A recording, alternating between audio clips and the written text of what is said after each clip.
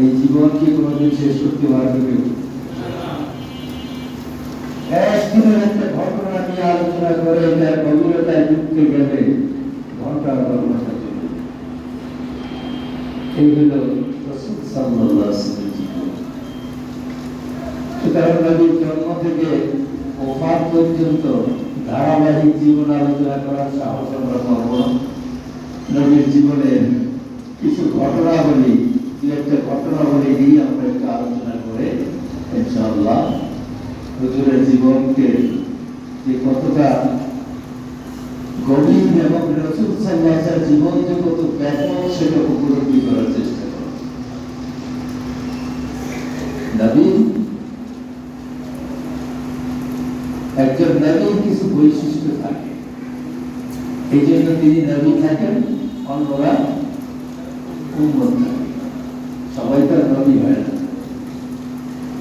নবীর সবচেয়ে বড় বৈশিষ্ট্য হলো আল্লাহর সাথে ওহী যোগাযোগ। এটা কারো হয় না। নবী সব শত ধর্ম মানুষের ভিতরে থাকতে পারে। নবী আমানতদার, এই আমানতের এই গুণটা ভিতরে থাকতে পারে, কিন্তু সে নবী হয় না। নবী সত্যবাদী, সাহাবেকুল আমিন, এই সাহাবেকুল আমিন নবী ছাড়া অন্য মানুষ হইতে পারে, কিন্তু একটা জিনিস অন্য কেউ হইতে পারে না, সেটা হলো ওহী যোগাযোগ। আল্লাহর সাথে ওহী তাআল্লুক, যেটা এটা একমাত্র নবী ছাড়া আর কারো হতে পারে না। আমাদের নবীর সাথেও জন্ম থেকে শুরু করে 40 বছর বয়স পর্যন্ত আল্লাহর সাথে ওহী যোগাযোগ ছিল না। হুজুরকে তো নবী মনে করতো না, আমাদের মধ্যে যে মানুষ মনে করত। যদিও তার অনেক গুণাবলী ছিল, এজন্য তাকে সবাই চেয়ে আলাদা মনে করত। 40 বছর বয়স যখন হয়েছে, তখন আল্লাহ রাব্বুল আলামিন জিবরাইল আলাইহিস সালামের মাধ্যমে ওহী পাঠিয়ে নবীর উপরে কোরআন নাযিল করেছেন। সেদিন থেকে হুজুর সাল্লাল্লাহু আলাইহি ওয়াসাল্লাম নবী হয়ে গেলেন।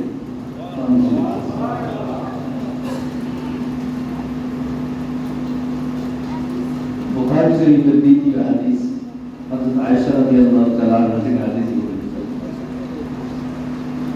আয়েশা রাদিয়াল্লাহু তাআলা বলেন, আউয়ালু মা বুদিয়া বিহি রাসূলুল্লাহ সাল্লাল্লাহু আলাইহি ওয়াসাল্লাম আর-রুয়া সালিহা ফিল নাওম। ওহী কিভাবে সূচনা হলো, এই ঘটনাটা বয়ান করতেছেন আয়েশা রাদিয়াল্লাহু তাআলা আনহা এবং নবী নিজে। আয়েশা রাদিয়াল্লাহু তাআলা বলেন যে সর্বপ্রথম ওহীর সূচনা হওয়ার প্রথম রাসূল সাল্লাল্লাহু আলাইহি ওয়াসাল্লামের উপরে স্বপ্ন দেখা শুরু হয়েছে। ওহী নাযিল হওয়ার 6 মাস আগে থেকে শুরু হয়েছে। কেমন স্বপ্ন? ফাকানা নারা ইয়ারা রুয়া ইন্না মিসলা ফালাকিস সুবহ। রাতে নবী স্বপ্নে দেখেন সকালবেলা সূর্য উদয়ের মতো, দিনের বেলায় জিনিসগুলো সত্য হয়ে যায়। কারণ আগামী দিন এখানে কি ঘটবে কেউ জানি না। কেউ যদি রাত্রে দেখে বলে যে আগামী দিন এখানে একটা গন্ডগোল হয়েছে, একটা লোক মারা গেছে, পরদিন যদি দেখেছি তাই হইতেছে, 2-1 দিন হলে মানুষ ভুলে যায়। কিন্তু প্রতিদিন যদি আগামী দিন কি ঘটবে সেটা দেখতে শুরু করে দেয়, তাই সমাজে তার ভিতরে একটা চিন্তা চলে আসে, কে আমাকে বলবে। আয়েশা রাদিয়াল্লাহু তাআলা বলেন, সুম্মা হুফিযা ইলাইহিল খালাক। এই স্বপ্ন দেখতে দেখতে আল্লাহর নবী এখন এই একান্তে একাকী বসে থাকা, এইটার ভিতরে পছন্দ। মানুষের সাথে মিশতে ভালো লাগে না, কারোর সাথে কথা বলতে আড্ডা দিতে ভালো লাগে না। কোনো জায়গায় চুপচাপ বসে থাকে, চিন্তা করতে থাকে যে কি হচ্ছে। কিন্তু নিরিবিলি জায়গা তো আল্লাহ মানে একান্তে ধ্যান করা। ধ্যান করতে কিন্তু একটা নিরিবিলি জায়গা লাগে, কিন্তু নিরিবিলি জায়গা খুঁজতে খুঁজতে আয়েশা রাদিয়াল্লাহু তাআলা বলেন, ওয়াকানা ইয়াকুতু বিগারে হিরা। অবশেষে হেরা পর্বতের এই গুহাটাকে বেছে নিয়েছে।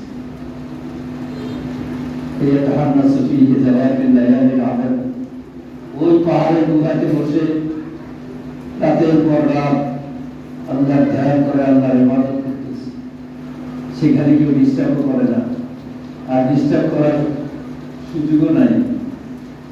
হেরা পর্বত মক্কার ভিতরে, মক্কা শহরের সবচেয়ে উঁচু পাহাড়, প্রায় 4000 ফুট উঁচু। আর যে জায়গাটাতে বসে ধ্যান করেছে ওই জায়গাটা একেবারে চূড়ায় উঠে অন্যদিকে নামতে হয়, এরপরে এটার ভিতরে ঢুকতে হয়।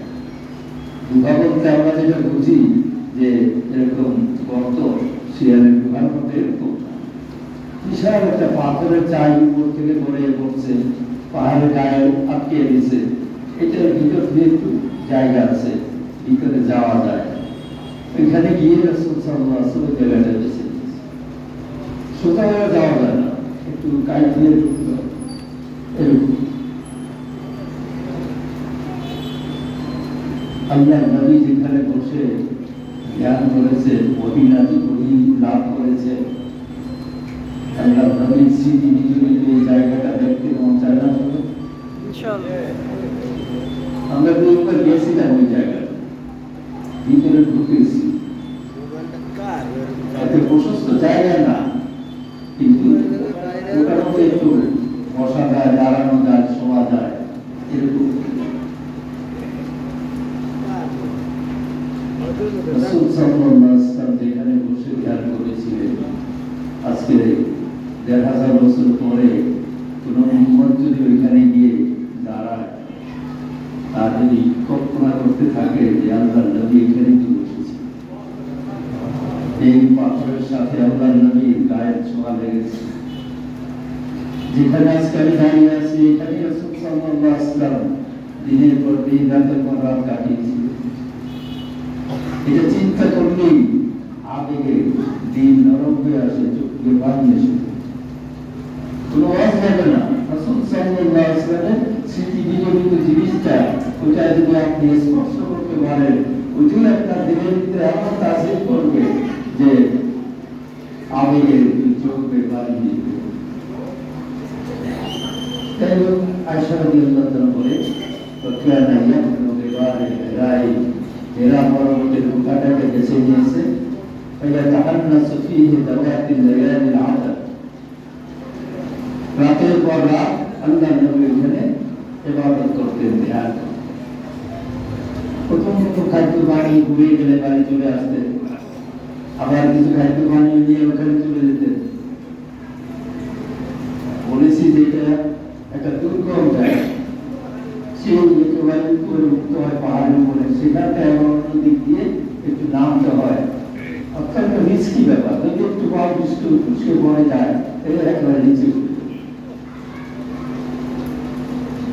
প্রথম বাড়িতে চলে আসতেন, কিন্তু দিন দিন যতই ধ্যান করে ততই আল্লাহর দিকে এমন জায়গা আকৃষ্ট হইতেছে যে এখন আর খাদ্য বানিয়ে হয়ে গেল আসেন উপায় বসে থাকে।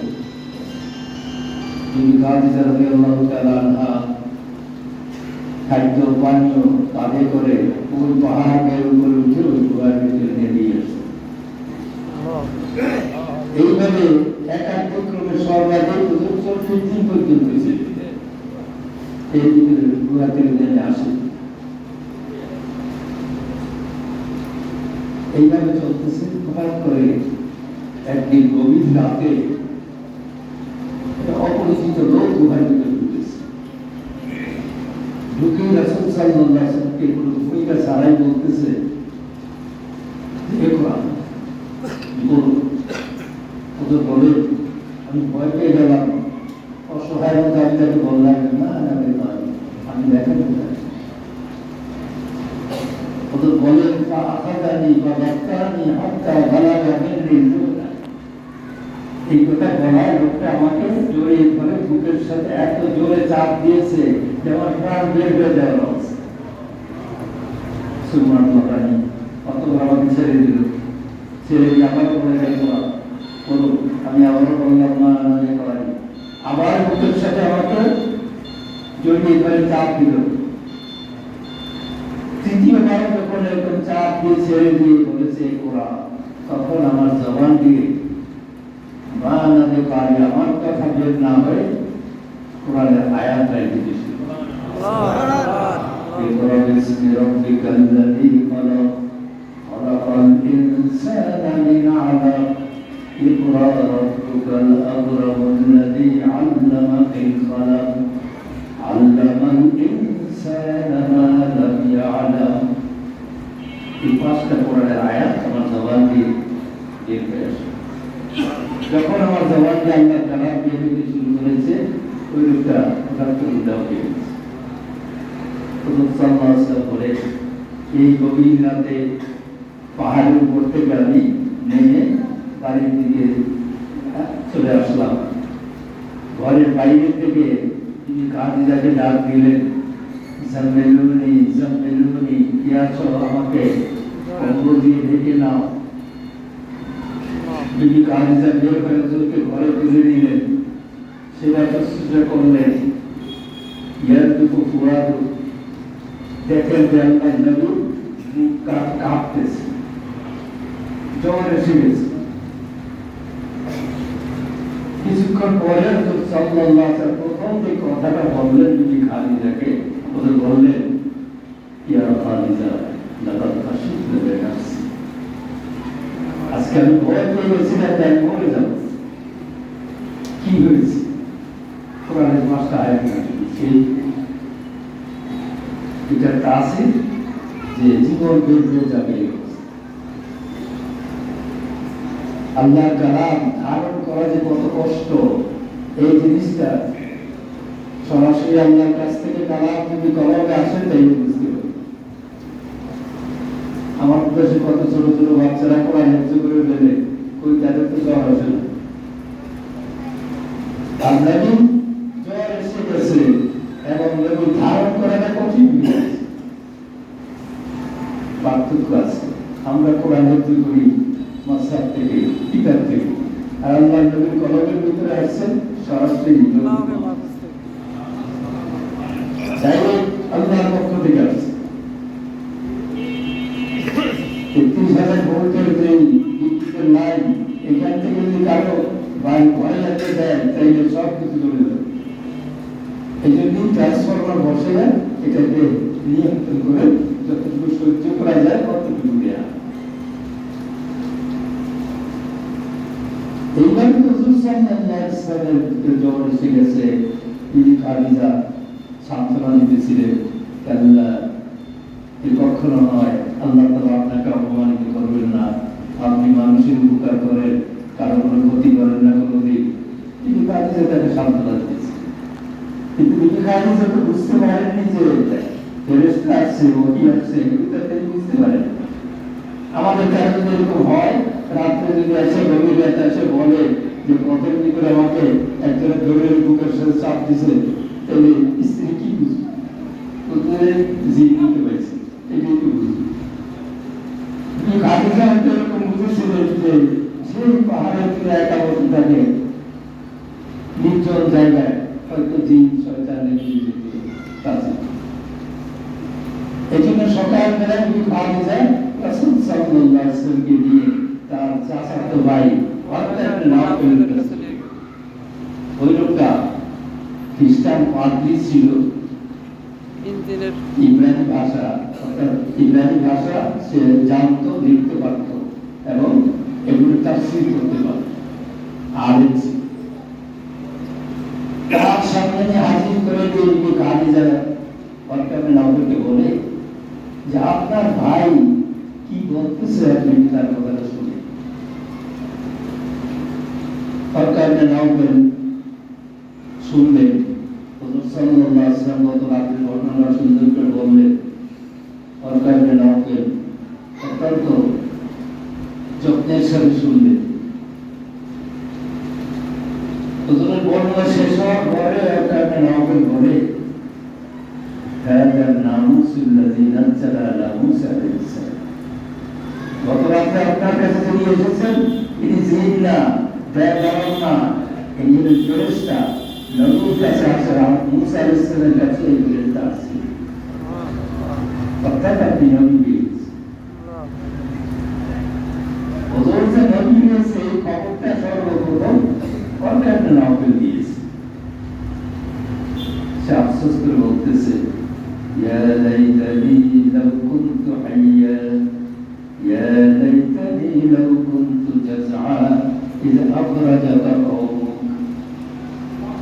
যে আফসোস, সেদিন যদি আমি বেঁচে থাকতাম, যেদিন এই মক্কার লোকেরা আপনাকে মক্কা থেকে বাইর করে দেবে, তারাই দেবে, সেদিন যদি আমি সামর্থ্যবান থাকতাম, লাআনসুরাকা নাসরান মুআসসারা, তাইলে সর্বাত্মক শক্তি দিয়ে আপনাকে আমি সাহায্য করতাম। প্রথম সাল্লাল্লাহু আলাইহি ওয়াসাল্লাম চিন্তা করে গেছে যে নবী জি ভালো কথা, কিন্তু মক্কার মানুষ আমাকে দাঁড়িয়ে দিবে কেন? তাই হুজুর আমার পাল্টা জিজ্ঞেস করলেন অন্তরে নওবেলকে, আমার মুখরে যেই যাবো, যে সত্যি মক্কার মানুষ আমাকে দাঁড়িয়ে দিবে কেন? অর্থাৎ নওবেল জবাবে বলে, এই দায়িত্ব নিয়ে আল্লাহ তাআলা যাকেই পাঠান তাকেই ওই এলাকার মানুষ ওইখানে থাকতে দেয়, ওই জায়গা থেকে দাঁড়িয়ে দেয়। এইভাবে রাসূল সাল্লাল্লাহু আলাইহি ওয়াসাল্লাম প্রথম ওহী নাযিল হওয়ার ঘটনা